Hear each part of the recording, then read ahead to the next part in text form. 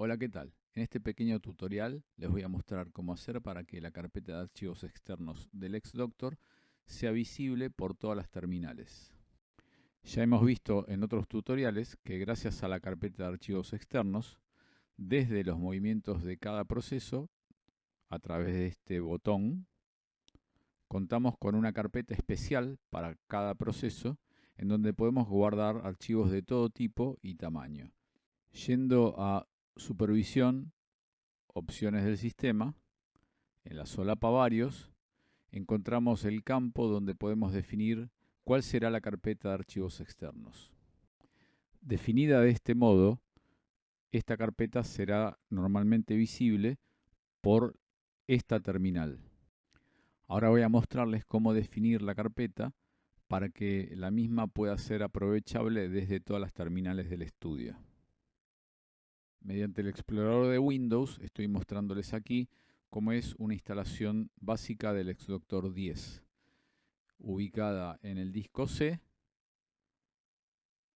con una carpeta denominada Lex10E, dentro de la cual encontramos una subcarpeta servidor, una subcarpeta datos y una subcarpeta cliente. Además de las tres carpetas de la instalación básica del XDoctor, pueden apreciar una más llamada archivos, que fue creada manualmente por mí para luego indicarle al XDoctor que almacene allí todos los documentos externos asociados a los procesos. No es obligatorio definirla de este modo. Cada estudio determinará dónde guardar los documentos externos e inclusive puede optar por guardarlos en un drive de Internet para que también estén disponibles desde las terminales remotas. A nosotros nos parece interesante esta opción porque de este modo, haciendo una copia completa de la carpeta Lex10E a un pendrive o a un disco removible, tenemos una copia completa de toda nuestra base de datos y de los archivos externos. El primer paso que debemos realizar para que la carpeta archivos que hemos creado sea visible por todas las terminales del XDoctor es compartirla. Y para eso lo que hacemos es abrir con el botón derecho del ratón el menú de contexto relativo a la carpeta archivos. Elegimos la subopción conceder acceso a. Nos va a aparecer un submenú y de ese submenú elegimos o bien un usuario en particular, si solamente queremos que ese usuario sea el que abra la carpeta de archivos externos, o a usuarios específicos, que es el caso que vamos a mostrar ahora. Esa opción nos lleva a esta ventana donde van a aparecer aquí debajo todos los usuarios que estén registrados en esta PC.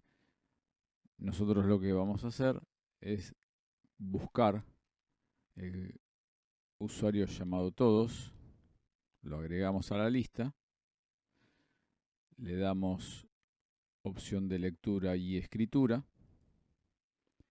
y apretamos compartir.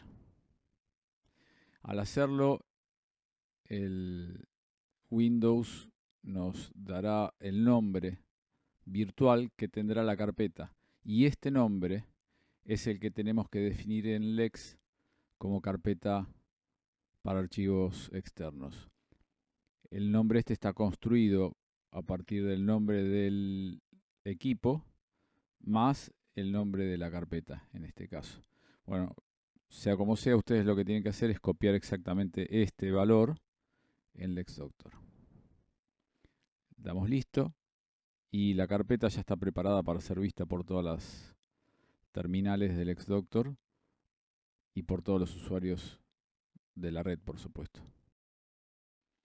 Entonces en LexDoctor, en supervisión, opciones del sistema, en la solapa varios, indicamos esa carpeta virtual que nos indicó Windows al compartir la carpeta de archivos. Y una vez guardada esa opción, En los procesos van a poder ver que la carpeta de archivos externos está nominada con esa ruta, que es el nombre del equipo más el nombre de la carpeta, y este código que identifica al proceso en el que estamos trabajando. Bueno, espero que este tutorial les haya sido útil y que puedan aprovechar a fondo la carpeta de archivos externos para administrar en forma ordenada, relacionada a todos los procesos, todos los documentos de todo tipo y tamaño que necesiten para la gestión. Muchas gracias y nos vemos en el próximo tutorial.